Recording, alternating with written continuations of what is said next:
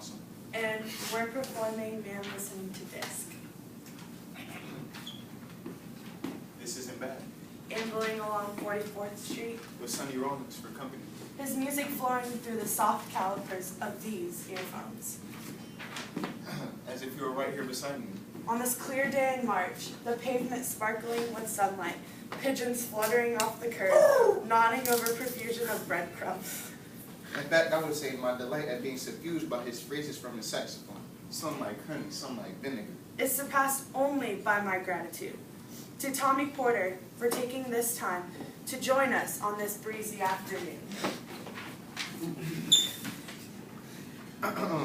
With his most unwildly bass, and to the esteemed Arthur Taylor, who is somehow managing to navigate through this crowd with his cumberstone drums.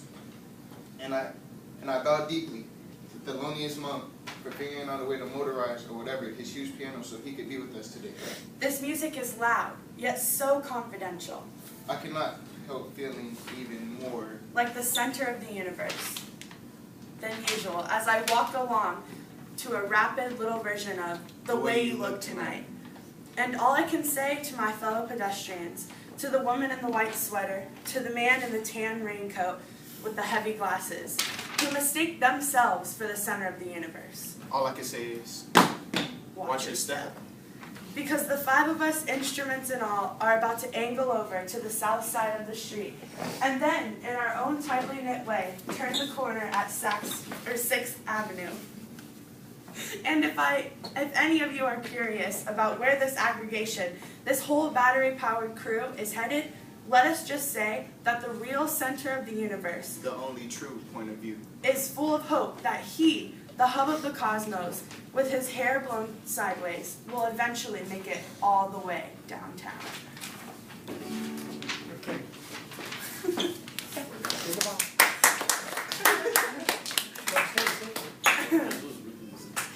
Okay,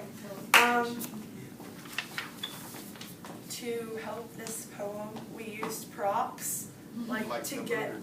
to get a image put in your head, Like beat and we inside. used the music and stuff. Last week. And Also, we used this poem, we thought it would be easy to act out, and it made sense after we broke it down, so that's why. yeah, because it wasn't hard to understand or grasp. And I'm a music fan.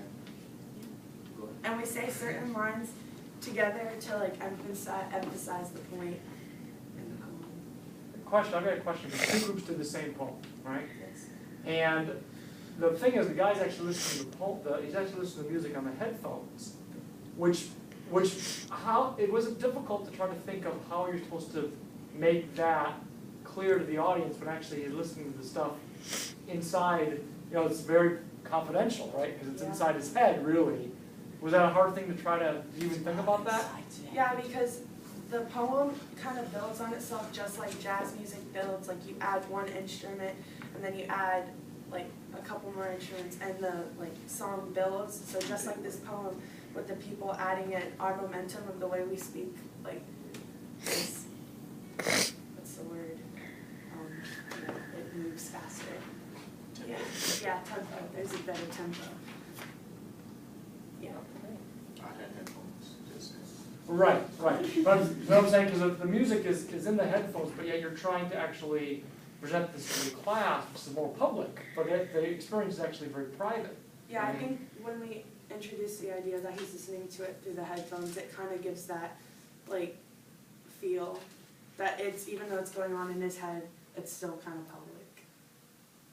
Yeah. Yeah, No, it's good. thanks. Okay.